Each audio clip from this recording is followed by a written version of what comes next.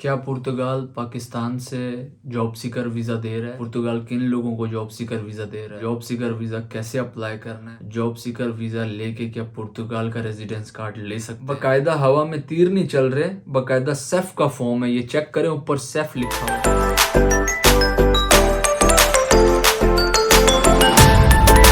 तो दोस्तों, आज की वीडियो आप लोगों के लिए बहुत ज़्यादा इम्पोर्टेंट है, क्योंकि ये वीडियो बनाने से पहले मैंने इस पे बहुत लंबी रिसर्च की है और एक एक पॉइंट और एक एक नुक्ता शेयर करूँगा इस वीडियो में, जिससे आप लोग खुद घर पे बैठ के पुर्तगाल का जॉब सीकर वीज़ा अप्लाई कर सकेंगे। इतनी हेल्प करूँगा, एक एक डॉक्यूमेंट, एक एक फॉर्म आप लोगों के लिए इकट्ठा किया है। तो जितने भी लोग चैनल पे नए हैं, वीडियो एंड तक देखना। अगर पसंद आए तो लाजमी सब्सक्राइब करके जाना। वीडियो काफ़ी लंबी होगी तो शुरू में ही बता रहा हूँ, इसका गिला मत करना, ये आप लोगों के लिए वीडियो है। और ये वीडियो पूरे टिकटॉक, पूरे यूट्यूब पे आपको कहीं भी नहीं मिलेगी। हर बंदा बस यही बोल रहा है, जॉब सीकर वीज़ा, जॉब ये वीज़ा, जॉब वो वीज़ा, लेकिन कोई ये नहीं बता रहा कि भाई अप्लाई कैसे करना है। A to Z प्रोसेस इस वीडियो में बताने वाला हूँ। डिस्क्रिप्शन में मैं लिंक दूंगा हर वेबसाइट का। सबसे पहली वेबसाइट का जो मैंने लिंक दिया होगा वहाँ पे, वो है भाई डिप्लोमेटिक पोर्टल। इस पोर्टल पे जो है लब्बो लुबाब तमाम इसकी समरी लिखी हुई है। वीज़ा क्या क्या उसमें रिक्वायरमेंट है, क्या कैसे कैसे मिलेगा, क्या क्या इम्प्लीमेंटेशन होनी है। थोड़ी सी टूटी फूटी इंग्लिश में मैं भी पढ़ूंगा और आप लोगों को उर्दू में समझाने की कोशिश करूंगा कि वीज़े के बारे में थोड़ा सा आपका कॉन्सेप्ट क्लियर हो जाए कि ये वीज़ा है क्या। तो भाई सबसे पहले इसमें ये लोग बोलते हैं, the job search visa entitle its holder to enter and remain in national territory for the purpose of looking for work, authorize him to carry out a dependent work activity until the visa expire or until the residence permit is granted। वो बोल रहे हैं job seeker visa जिस भी बंदे को मिलेगा, किसी भी कंट्री से वो लेता है, उसमें जो है वो नेशनल टेरिटरी में पुर्तगाल में वीज़ा लेने के बाद इंटर हो जाता है जॉब ढूंढने के लिए। उसको जो है यहाँ पे वर्क एक्टिविटी, अपना काम शाम स्टार्ट करना है अंटिल उसका वीज़ा एक्सपायर होने से पहले, या तो फिर उसको रेजिडेंस परमिट ग्रांट हो जाए। तो भाई रेजिडेंस परमिट जो है वो तो इतनी जल्दी ग्रांट नहीं होता। मतलब समरी ये कि आपने जब वीज़ा लेके यहाँ पे आना है, जितने भी दिन का आपको वीज़ा मिलेगा उसमें आप लोगों ने सबसे पहले काम तलाश करना है। और काम जो है वो भी आगे सारी डिटेल में अभी आप लोगों को बता रहा हूँ कैसे तलाश करना है, क्या सिस्टम है, सब कुछ इसमें स्टेप बाय स्टेप चलेगा। पहला पैराग्राफ में उन्होंने बोला है कि भाई आना है और काम तलाश करना है। The visa is granted for a period of 120 days, which can be extended for another 60 days and allow only one entry into Portugal। Visa जो इशू होगा भाई 120 दिन का होगा, जो कि फिर एक्सटेंड हो सकता है 60 दिन के लिए। और ये सिर्फ और सिर्फ आपको एक एंट्री पुर्तगाल में, पुर्तगाल आप आने के बाद दूसरे कंट्री नहीं जाएंगे, ठीक है। उसके बाद ये बोलते हैं, the issuance of this visa presupposes the integration of a date with the competent services for granting the residence permit within the period of validity of 120 days of the visa, and give the applicant, after the constitution and formalization of the employment relationship in that period, the right to apply for a residence permit। To do so you must fulfill the general condition for granting a temporary residence permit under the terms of article 77। भाई इसमें उन्होंने सिर्फ ये बताया है कि जो visa लेके आप यहाँ पर आएंगे वो 120 दिन के लिए होगा और आप उस पर जो है रेजिडेंस परमिट अप्लाई कर सकते हैं जॉब जैसे ही मिले उसके बाद, जो कि आर्टिकल 77 के तहत होगा। इसके बाद वो लोग बोलते हैं, once the maximum limit of validity of the visa for looking for work has been reached without the employment relationship having been established and the process of requesting the granting of a residence permit has begun, the visa holder must leave the country। अच्छा, वो बोल रहे हैं कि भाई अगर आप जिस भी कंपनी में काम कर रहे हैं और वहाँ पे आपका जो है वर्क वगैरह जो भी आपका लगा हुआ है काम, वो अगर ख़त्म हो जाता है तो आपको लाजमी जो है कंट्री लीव करना पड़ेगा इस वीज़ा पे, जॉब सीकर वीज़ा पे। In this situation, you can only submit a new visa application for this purpose 1 year after the expiry of the validity of the previous visa। अगर आपके साथ इस तरह का कोई सानिया हो जाता है, आप आते हैं इस वीज़ा पे और आपकी जॉब जो है लगी हुई है फिर छूट गई है और आपने कंट्री छोड़ना है, तो फिर उसके बाद वो बता रहा है कि अगर इस तरह की सिचुएशन होती है तो आपको न्यू वीज़ा एप्लीकेशन देनी पड़ेगी, जो कि 1 साल बाद होगी एक्सपायरी, वो जो आपका वीज़ा हुआ था उसके 1 साल बाद, ठीक है, प्रीवियस वीज़ा के बाद। The request for an extension of stay submitted by a visa holder to look for work must be accompanied by proof of registration with the IEFP, IP, and a statement from the applicant indicating that the condition of the intended stay are maintained, being assessed, taking into account the reasons which justify its concession। भाई इसमें उन्होंने बताया है कि भाई आप अगर यहाँ पे रह रहे हैं तो आपको प्रूफ देना पड़ेगा रजिस्ट्रेशन का, जो कि IEFP, मैं आपको इसका फुल फॉर्म बताता हूँ, इंस्टीट्यूटो दो इम्प्रेगो ई फॉर्मकाउ प्रोफेशनल, ये एक इदारा है कोई यहाँ पे, और वो उसमें आखिरी पैराग्राफ में ये बोल रहे हैं कि आपने जो है प्रूफ देना है इस इदारे में आपकी रजिस्ट्रेशन हुई हुई है और आप काम कर रहे हैं, IEFP। इसके बाद ये पैराग्राफ समरी वगैरह क्लियर हो गई। अब जो जनरल डॉक्यूमेंट स्टार्ट होते हैं, लोगों को तजस्सुस होगा कौन कौन से डॉक्यूमेंट रिक्वायर्ड हैं, जल्दी जल्दी छेती छेती अप्लाई कर दें इस वीज़ा के लिए। तो एक एक चीज़ बताऊंगा, एक एक नुक्ता बताऊंगा, आराम से सब्र तहम्मुल से चीज़ें सुनो और उनके ऊपर सर्च भी करो और इम्प्लीमेंट भी करो। तो सबसे पहले वो बोलता है visa application form fully completed and signed by the applicant. अब एप्लीकेशन फॉर्म बोलेंगे कहाँ मिलेगा, तो आपको डिस्क्रिप्शन में मिलेगा, और मैं उसके बारे में यहाँ अपने मोबाइल की स्क्रीन पे पढ़ के बता देता हूँ कि क्या है उस फॉर्म में।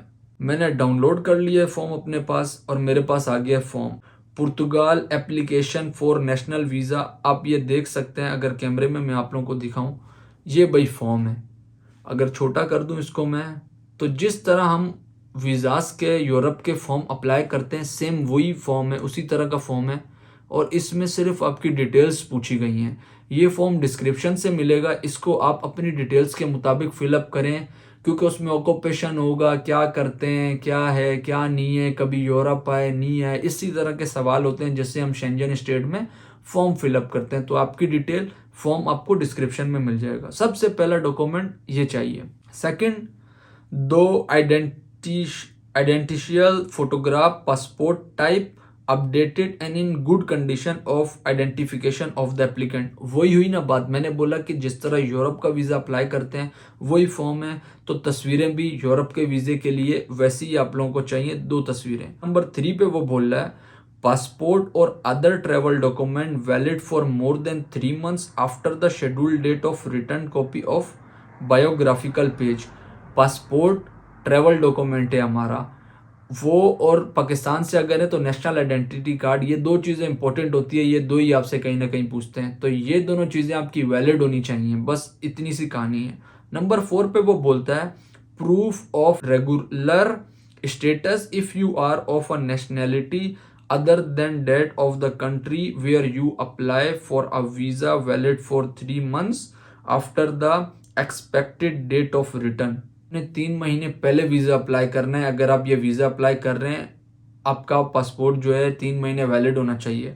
इसके बाद वो बोलते हैं valid travel insurance which allow you to cover expenses necessary for medical reason including urgent medical assistance. तो ये इन्होंने बोला है कि जो यूरोप की यार मेडिकल इंश्योरेंस होती है वो तकरीबन $30,000 की या $50,000 की होती है, जो कि पाकिस्तान में 4,500 से 5-6 हज़ार रुपये में मिल जाती है। और वो ऐसी होती है अगर आपका वीज़ा लग जाए तो वो इंश्योरेंस आपकी वैलिड होती है, अगर नहीं लगता तो आप रिफ्यूज़ल दिखाने के बाद, जैसे शेंजन वीज़ाज में होता है, रिफ्यूज़ल दिखाने के बाद आप वापसी दे सकते हैं। जिस भी कंपनी से आपने इंश्योरेंस लिए वो आपको पैसे दे देंगे। इसके बाद भाई ये यहाँ पे बोलते हैं कि criminal record certificate issued by the competent authority of the country of nationality of the applicant और the country where he she has resided for more than 1 year। भाई उसमें ये बोला उन्होंने कि आप अगर पाकिस्तान में रह रहे हैं तो आपको PCC चाहिए, पुलिस कैरेक्टर सर्टिफिकेट। वो सबको ही पता है किस तरह बन जाता है। इसके अलावा अगर आप पहले कहीं 1 साल से ज़्यादा किसी कंट्री में रहें, जैसे हमारे दोस्त यार होते हैं, दुबई में साल रह कर आए, सऊदीया में रह कर आए, खलीजी ममालिक में रह कर आए, मलेशिया चले गए, ऐसे कंट्रीज़ में अगर रह कर आए हुए हैं तो वहाँ का भी पीसीसी मांगा हुआ है, ठीक है। अगर आप लगाते हैं कि भाई मैं इस कंट्री में रह कर आया हूँ, बताएंगे फॉर्म में बाकायदा लिखना पड़ेगा आपको, तो आपको उसका जस्टिफाई करना होगा कि आपका उस कंट्री में कोई क्रिमिनल रिकॉर्ड नहीं है। उसके बाद भाई एक और आपके पास चीज़ आ जाती है, request for consultation for the Portuguese criminal record by the foreigner and border service, not applicable to minor under 16, 16 साल से छोटे बच्चों के लिए नहीं है। अब ये फॉर्म जो है तजस्सुस होगा लोगों को, कहाँ से मिलेगा, तो ये आपको डिस्क्रिप्शन में मिलेगा। ओपन करता हूँ अपने पास और तुम लोगों को बताता हूँ कि इसमें डाउनलोड कर लिया मैंने, क्या क्या पूछा गया। भाई इस तरह का है ये डिक्लेरेशन, एक फॉर्म है, जैसे जॉब डिक्लेरेशन लेटर होता है, ये डिक्लेरेशन फॉर्म है।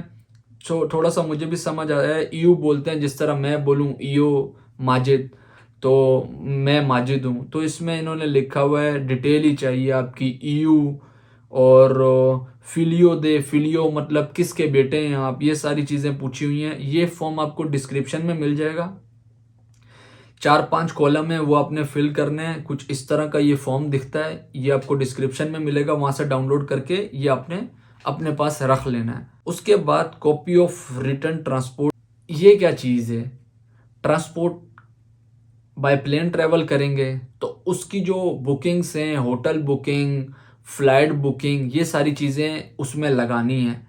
इसके बाद जो अगली चीज़ आ जाती है, proof of availability of financial resources in the amount of at least 3 time the value of the granted minimum monthly salary. आपने 3 जो है अपनी सैलरी स्लिप, जिस तरह वीज़ा अप्लाई करने के लिए देते हैं, 3 सैलरी स्लिप दे देनी है, ताकि आपका पता चले कि यार महाना कितना कितना आप कमा रहे हैं पाकिस्तान के अंदर। इसके बाद जो है वो पूछते हैं, proof of availability of financial resources may be replace by the presentation of a statement of responsibility with a recognise signature. अब ये एक फॉर्म है, ये भी आप लोगों के लिए मैंने डाउनलोड किया है, बाकायदा हवा में तीर नहीं चल रहे, बाकायदा सेफ का फॉर्म है, ये चेक करें ऊपर सेफ लिखा हुआ है। तो ये सेफ का जो फॉर्म है, इस फॉर्म की जो डिटेल है आपको डिस्क्रिप्शन में मिल जाएगी, और ये पुर्तगीज में आप उसको ट्रांसलेट करके फिलअप कर सकते हैं। इसके बाद वो बोलता है इसको साइन करना है, sign by a Portuguese citizen और a qualified foreign citizen with a document of residence in Portugal which guarantee food and accommodation to the visa applicant as well as the replacement of the cost of removal in case of irregular stay. अच्छा, ऊपर इन्होंने बोला था कि आप अपना अगर कमाते हैं पाकिस्तान में तो आपने 3 सैलरी स्लिप देनी है अपने, कि मेरे ये फाइनेंशियल मेरा सबूत है, जैसे बैंक स्टेटमेंट है और ये चीज़ें।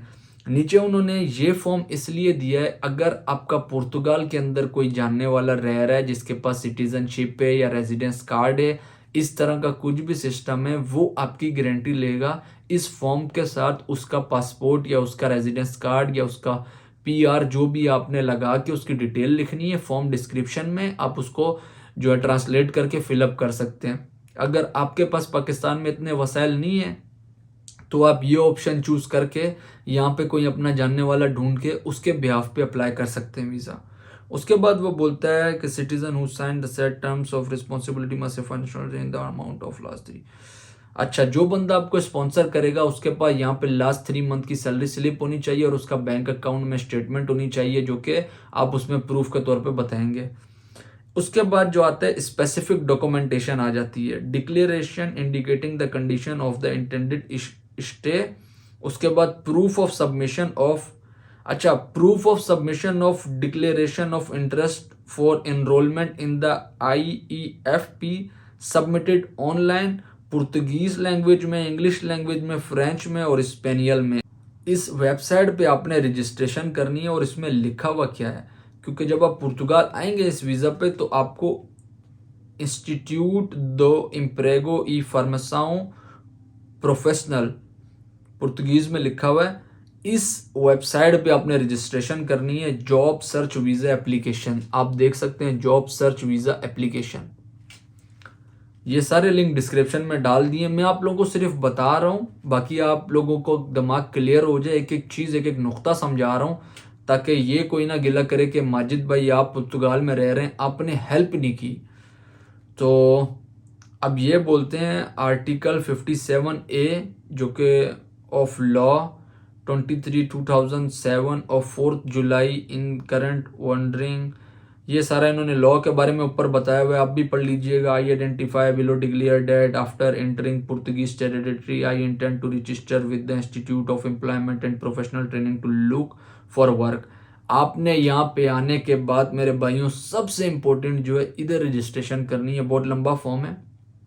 Personal data, given name, nick name, date of birth, passport number, insurance जो कराएंगे उसका नंबर और इंश्योरेंस की validity, nationality, country of residence, email, school कहाँ कहाँ तक पढ़ा है वो, विच यू हैव वर्क, किस किस एरिया में आपने वर्क किया, आपकी सारी जो जितना भी स्केल होंगे वो आप 5 चूज कर सकते हैं, क्योंकि ये इदारा आपकी हेल्प करेगा जॉब ढूंढने में। उसके बाद फिर अगला उन्होंने बोले professional area which you are looking, आप कौन से प्रोफेशनल एरिया में जॉब करना चाहते हैं। काफ़ी अच्छे अच्छे हैं, electrical, biologist, urban planner, industrial, civil mechanical, forestry, environmental engineer, specialist in legal and social matter, और mathematics and statics, general prospector, nurses and nursing assistant, आप सब कुछ पढ़िएगा, काफ़ी कुछ है इसके अंदर। Telecommunication, chef, year of professional experience, इस जिस काम को आप तलाश करना चाह रहे हो उसमें आपका कितना एक्सपीरियंस है। लैंग्वेज कौन कौन सी आती हैं, ऊपर तो 4 दी हुई हैं, अदर भी लिख सकते हैं, Portuguese, English, French, Spanish. Contact language, contact language इसमें क्या आ रहा है, हाँ कॉन्टैक्ट लैंग्वेज, मैं तो अगर फॉर्म फिल करता हूँ तो मैं तो इंग्लिश लिखूंगा क्योंकि मेरी पुर्तगीज भी बड़ी टुट्टी बनी है। और डिक्लेरेशन ऑफ कमिटमेंट जो है, read the text below carefully, आपने सब कुछ डिक्लेयर बाई टिक टिक कर देना है, जो डिटेल डाली होगी वो, और इसका नीचे ऑप्शन है सबमिट का, इसको आपने सबमिट कर देना है। सबमिट आप लोग कर देंगे तो उसके बाद मेरे दोस्तों ये आपकी जो एप्लीकेशन है, ये आपके सारे डॉक्यूमेंट वो सबमिट हो जाएगा। अब आगे जो सीन स्टार्ट होता है कि भाई अपॉइंटमेंट कैसे लेनी है, अप्लाई कैसे करना है। ये तो हो गया ना डॉक्यूमेंट जो आपने फिल आउट करने हैं सारे। जब ये वाला फॉर्म जो लास्ट वाला मैंने आपको बताया ये आप सबमिट कर देंगे, after submitting the form you will receive the declaration by email and you can apply for the job search visa online and at the nearest Portuguese consulate bye appointment. सबसे important ये form था, इसका description में link है, tension नहीं लेनी आप लोगों ने। मैं सिर्फ एक अच्छी तरीके से लंबी वीडियो इसलिए बना रहा हूँ ताकि एक एक नुक्ता, बेचारे कोई भाई होते हैं जिनको समझ नहीं आती, एक एक चीज़ समझ आ जाए। तो आपने ये फॉर्म फिल करने के बाद जो है को मेल पे एक रिस्पॉन्स आएगा, वो मेल के रिस्पॉन्स के बाद जो है आपने ऑनलाइन, अगर आपके कंट्री से ऑनलाइन रिस्पॉन्स नहीं है, होता है कुछ कंट्रीज से नहीं होता, मुझे बांग्लादेश, इंडिया, नेपाल का नहीं पता, पाकिस्तान का अगर नहीं होता ऑनलाइन तो आपने डायरेक्ट इस्लामाबाद में पुर्तगाल एम्बेसी है वहाँ से रब्ता करना है, अपॉइंटमेंट लेनी है। The visa is granted for, वही बता रहे हैं कि 120 दिन का होगा, ग्रांट होगा, और look for apply at the nearest employment service. जब यहाँ आ जाएंगे तो ये इसी इदारे से आपने रब्ता करना है। ये सारे डॉक्यूमेंट है भाई, और आप जो है अपनी लक आजमा सकते हैं। अब जो बाकी जितने भी लोग बोल रहे हैं कि किस तरह अप्लाई होगा, कैसे अप्लाई होगा, कहाँ से अप्लाई होगा, तो ये कंप्लीट जर्नी मैंने आप लोगों को बता दी है, 1 से लेके 10 तक, और लिंक सारे डिस्क्रिप्शन में होंगे। तरतीबवार खुद भी पढ़िएगा, घर में कोई पढ़ा लिखा बंदा है, और मेरी अगर थोड़ी टूटी फूटी इंग्लिश में मैं आपको समझा सका हूँ, क्योंकि लाइट मेरी सीधा आंखों पे लग रही है, और इस टाइम जो मैं वीडियो बना रहा हूँ तुम लोगों के लिए तकरीबन रात के 2:20 हो रहे हैं, और इस टाइम मैं वीडियो बना रहा हूँ। मैं अभी आया था काम से, और मुझे जो है तकरीबन 10 से 15 लोगों ने मैसेज किए हुए थे कि भाई ये जॉब सीकर वीज़ा पे हम पुर्तगाल आ जाएं, कैसे आएँ, क्या सिस्टम है। तो मैं तकरीबन 1 बजे आया था, और तकरीबन पूरा 1 घंटा लगा के मैंने इसके बारे में पढ़ा है कि ये क्या सिस्टम है जॉब सीकर वीज़ा का। तो सारी डिटेल इकट्ठी करने के बाद तुम लोगों के साथ शेयर किए, डिस्क्रिप्शन में लिंक होंगे, तरतीबवार पढ़ो, और कोई घर में पढ़ा लिखा बंदा है उसको बताओ, वो पढ़ेगा। फिर अपने डॉक्यूमेंट रेडी करके अप्लाई करो। पाकिस्तान से अगर कर रहे हो तो आप लोगों को पुर्तगाल एम्बेसी जो इस्लामाबाद है उसकी अपॉइंटमेंट लेनी पड़ेगी, या वीएफएस के थ्रू डॉक्यूमेंट जाएंगे। तो होपफुली जितने भी लोग हैं उनकी हेल्प होगी, और आगे भी मैं हेल्प करता रहूँगा आप लोगों की इंशाल्लाह। जो भी मेरे मेरे से हो सका नॉलेज हुई मैं आप लोगों की करूँगा। आप लोगों से सिर्फ एक ही रिक्वेस्ट करता हूँ, चैनल को लाजमी सब्सक्राइब करके बेल के आइकन को प्रेस कर दिया करें, ताकि आने वाले डेली व्लॉग आप लोगों को मिले। और वीडियो अगर देख रहे हैं और अभी तक लाइक नहीं किया तो लाइक करके शेयर कर दें, ताकि मुझे भी मोटिवेशन मिले कि मेरे देखने वाले लोग जिनके लिए मैं मेहनत कर रहा हूँ, चीज़ें इकट्ठी करके आप लोगों तक पहुँचा रहा हूँ, वो भी मुझे अच्छा रिस्पॉन्स दे रहे हैं। अपने दोस्त को दुआ में याद रखिएगा। इंशाल्लाह मिलेंगे नेक्स्ट वीडियो में नई जर्नी के साथ, नए ट्रैवल प्लान के साथ और नई इन्फॉर्मेशन के साथ। अल्लाह हाफिज़ दोस्तों।